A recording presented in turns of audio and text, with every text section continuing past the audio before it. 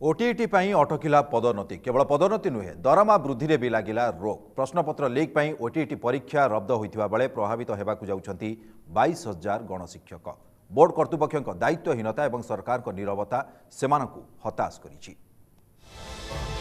उमाकांत नायक बयस 50 डेइलानी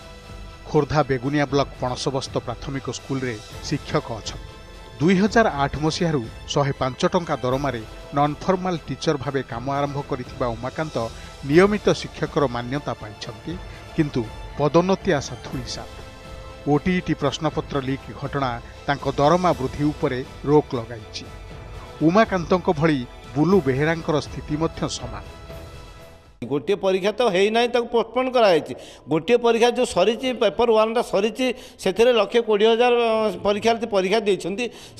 जो परीक्षा फल को बातिल करें बोर्ड अध्यक्ष तरबरिया नीति को विरोध करुचु परीक्षा फल को प्रकाश करने अनुरोध करुचु। बोर्ड कर्तृपक्ष अवहेला क्वेश्चन पत्र भाइराल है कौन सेंटर रू सीज करा जाए नहीं कौन परीक्षार्थी ठारू जबत करा जाए नहीं कौन सुपरिटेडेंट वर्तमान बोर्ड कर्तृपक्ष को अभियोग करना जे क्वेश्चन पत्र आम जबत करूँ से बोर्ड कर्तृपक्ष दायी।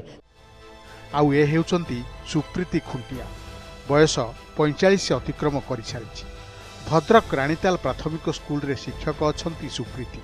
हेले सरकार नियम एवं प्रश्नपत्र लीक पई ओटीईटी रद्द तांको इच्छा शक्ति रे प्रतिबंधक लगाई कारण तांकर आउ दरमा बढ़िबार संभावना ना केवल उमाकांत बुल्लु किंबा सुप्रीति नुहंती एमिति दशा भोगिबाकु जाउचंती राज्यर 22,000 गणशिक्षक पुणी जेउमानक मध्यरु 4,000 शिक्षकंकर नियमित हेबारे डोरी बंधा होई सारिछि।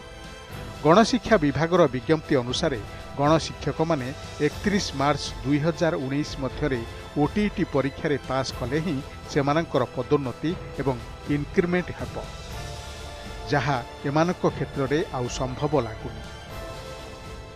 जो अध्यय गणशिक्षक अच्छा से जो माने रेगुलर होता ओटीईटी पास कला करते किंतु से जो परीक्षा फल बातिल है से मानसिक स्थिति केभलिया थी आम बर्तमान कौन कर आउ सुजोग ना आम से परिस्थिति आम कौन कर